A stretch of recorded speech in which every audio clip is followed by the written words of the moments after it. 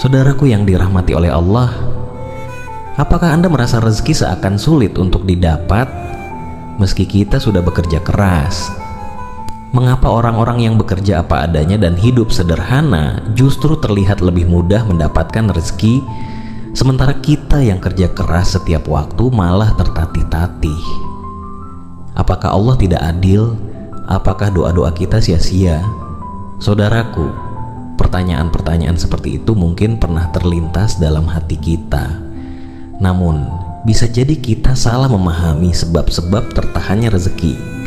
Bukan karena Allah tidak memberi, tapi karena ada sesuatu dalam diri kita yang belum kita benahi.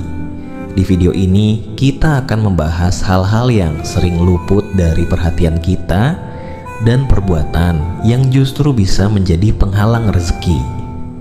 Simak sampai akhir agar kita bisa sama-sama memperbaiki diri dan membuka kembali pintu-pintu keberkahan yang mungkin selama ini tertutup rapat.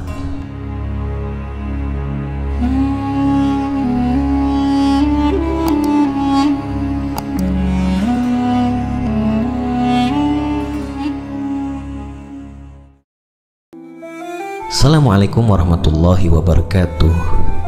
Alhamdulillah, segala puji hanya milik Allah Subhanahu wa Ta'ala, Rob yang Maha Pengasih lagi Maha Penyayang.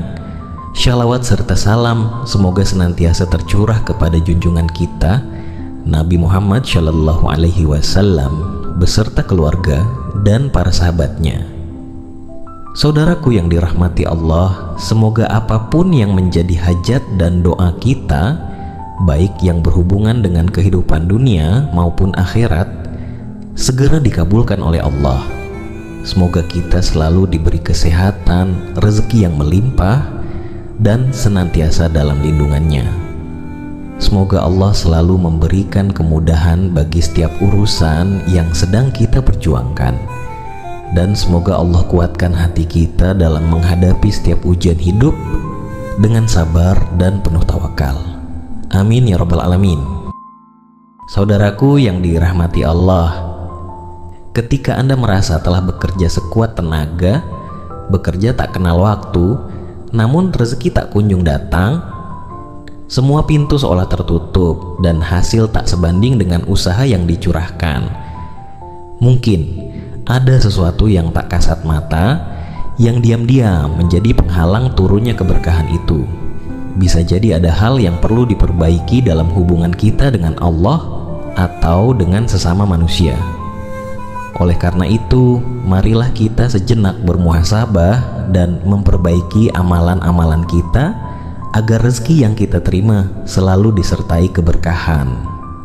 Saudaraku, izinkan saya bercerita tentang seorang lelaki sederhana, seorang tukang tambal ban di pinggiran kota.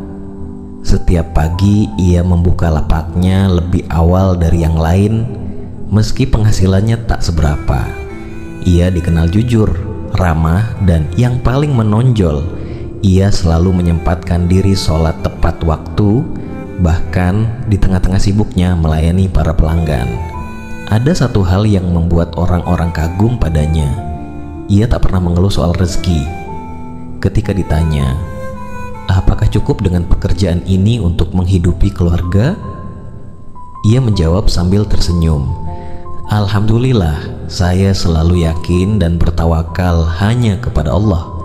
Dengan tidak meninggalkan perintahnya, jujur pada pelanggan, dan bersyukur atas rezeki yang telah Allah berikan, insya Allah akan Allah cukupkan.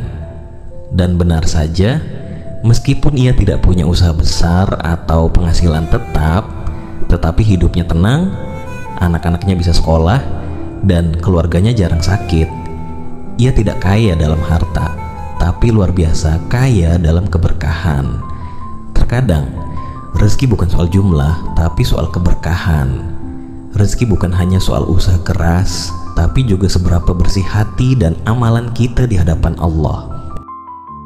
Baiklah saudaraku, pada kesempatan kali ini, izinkan saya berbagi tentang beberapa hal yang dapat menjadi penghalang datangnya rezeki, dan semoga kita semua dijauhkan dari hal-hal tersebut. Pertama, meninggalkan sholat. Salat adalah kewajiban utama yang Allah perintahkan kepada umat Islam. Dengan salat, kita memperkuat hubungan dengan Allah dan memohon keberkahannya.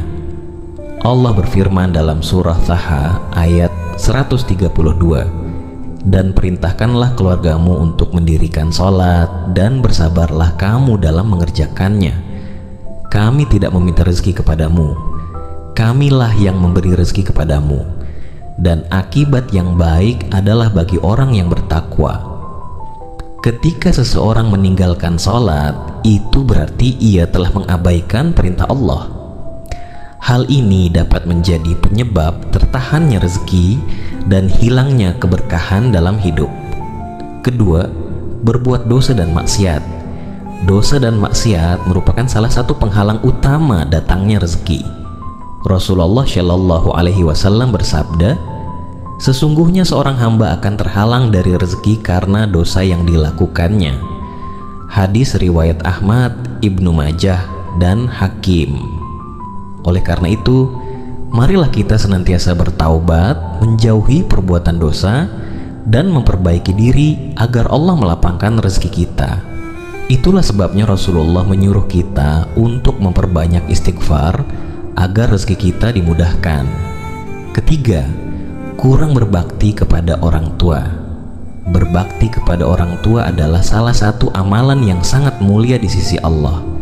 Sebaliknya, jika seseorang durhaka kepada orang tuanya, hal itu dapat menghalangi datangnya rezeki. Rasulullah Shallallahu Alaihi Wasallam bersabda, keridaan Allah ada pada keridaan orang tua, dan kemurkaan Allah ada pada kemurkaan orang tua. Hadis riwayat Tirmidzi. Maka, jika kita ingin mendapatkan rezeki yang berkah, berbuat baiklah kepada orang tua, sayangi mereka, dan jangan lupa untuk selalu mendoakan mereka. Keempat, tidak bersyukur atas nikmat Allah.